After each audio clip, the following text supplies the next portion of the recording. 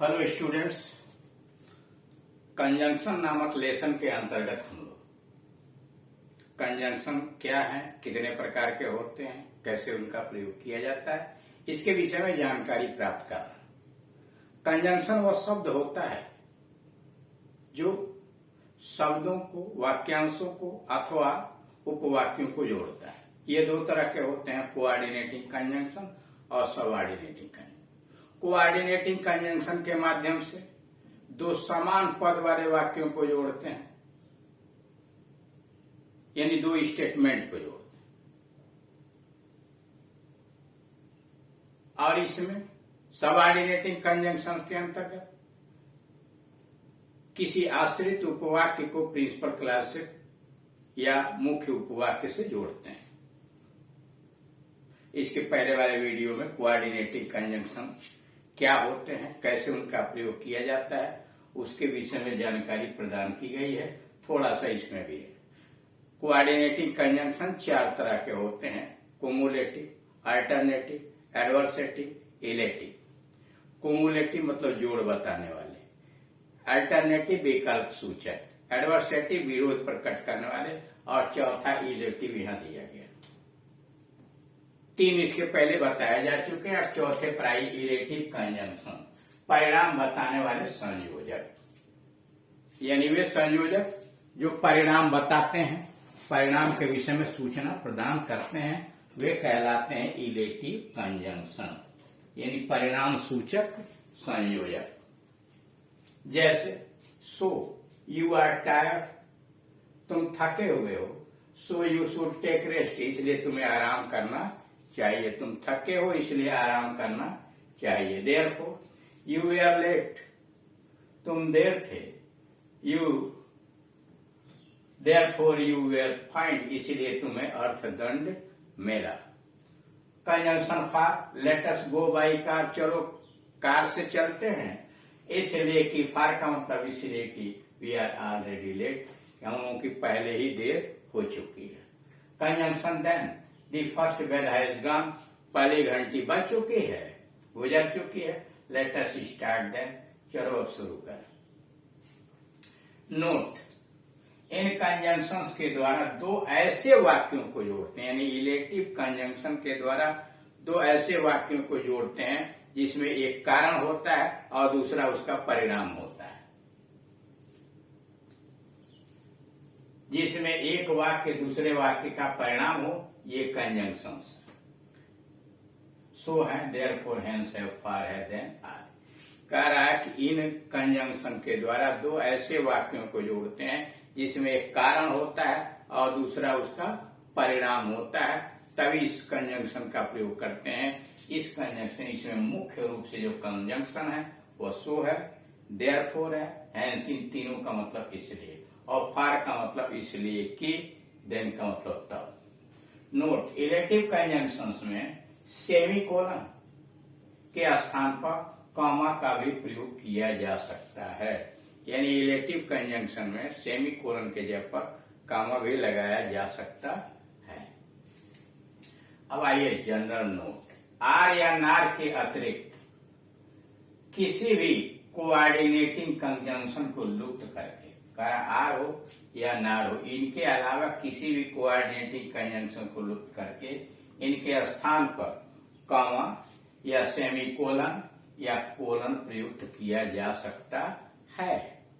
कह रहा है कि आर और नार को छोड़कर किसी भी कोऑर्डिनेटिंग कंजंक्शन को लुप्त करके वहां पर कॉमा, सेमीकोलन या कोलन प्रयुक्त किया जा सकता है। जैसे Mohan went out to play, Mohan बाहर खेलने के लिए गया।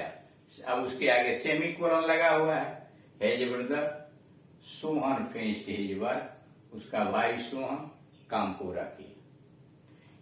यह नियम उस पर लागू नहीं होता है जब कंजंक्शन वाक्य के अंत में फुल स्टॉप के पास हो। कह रहा यह नियम उस वाक्य में लागू नहीं होगा जिसमें कंजंक्शन वाक्य के अंत में हो, यानी फुल स्टॉप के पास हो। अब आइए सबऑर्डिनेटिंग कंजंक्शंस कौन कौन से हैं। He had come before I went out, मेरे बाहर आने के पहले ही वह आ चुका था।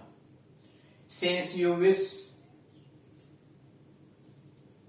इट शैल बी डन, चूंकि तुम ऐसा चाहते हो यह कर दिया जाएगा, यह हो जाएगा, इट शैल बी डन कर दिया जाएगा। Number 3, I work hard that I may pass, मैं मेहनत करता हूं ताकि मैं पास हो जाऊं।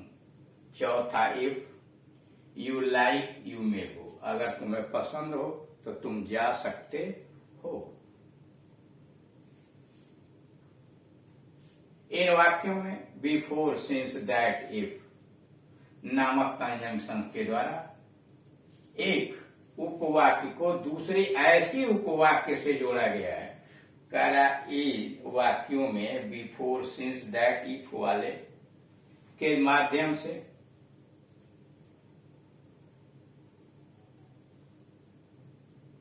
एक उपवाक्य को दूसरे ऐसी उपवाक्य से जोड़ा गया है जिस पर वह अर्थ व्यक्त करने के लिए निर्भर है, यानी वह अपने अर्थ को पूरा करने के लिए दूसरे क्लास यानी प्रिंसिपल क्लास पर निर्भर है। इन वाक्यों के अलग अलग उपवाक्यों में विभाजित करने पर एक प्रिंसिपल क्लास और दूसरी सबऑर्डिनेट क्लास बनेगी। यानी वाक्यों को जब दो अलग अलग भागों में बांटेंगे, इसमें एक प्रिंसिपल क्लास होगा और एक सबऑर्डिनेट क्लास होगा। जिन कंजंक्शंस के द्वारा दो या दो से अधिक वाक्यों को जोड़कर ऐसे उपवाक्यों का निर्माण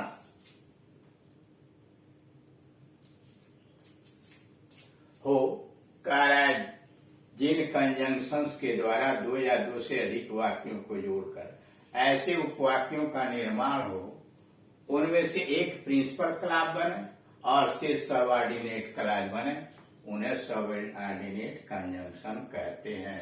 यानी ऐसे कंजंक्शन जिनके माध्यम से दो या दो से अधिक उपवाक्यों को जोड़कर एक ऐसा वाक्य बनता है जिनमें एक प्रिंसिपल होता है और से सभी सबऑर्डिनेट होते हैं, उन्हें सबऑर्डिनेटिंग कंजंक्शन कहते हैं। अतः before, since, that, if subordinating conjunction है।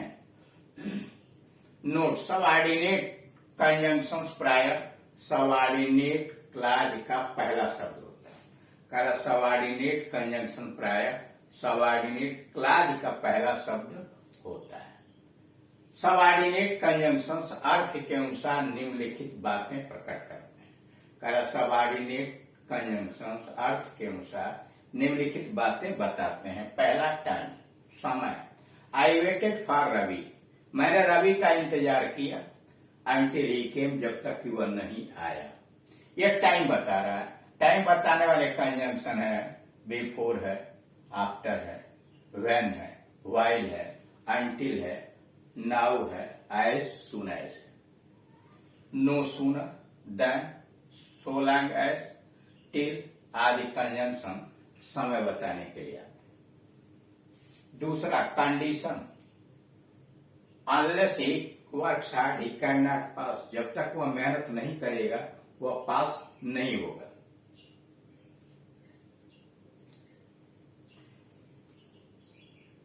ही कैन नॉट गेट सक्सेस, वह सफल नहीं हो सकता। Unless he works hard he can not get success, जब तक वह मेहनत नहीं करेगा वह सफल नहीं होगा। इफ है, अनलेस है, प्रोवाइडेड है, इन केस, एज इफ शर्त बताते हैं, शर्त प्रकट करते हैं। तीसरा है मैनर, विधि बताने वाला। I will do as you like, मैं करूंगा जैसा तुम पसंद करते हो, मैं करूंगा जैसा तुम पसंद करते हो। इसमें है as, so far as, as far as आदि विधि बताने के लिए कंजंक्शंस आते हैं। कार्य, कारण प्रस्तुत करने वाला। She is absent because she is, वह बीमार है, वह अनुपस्थित है क्योंकि वह बीमार है।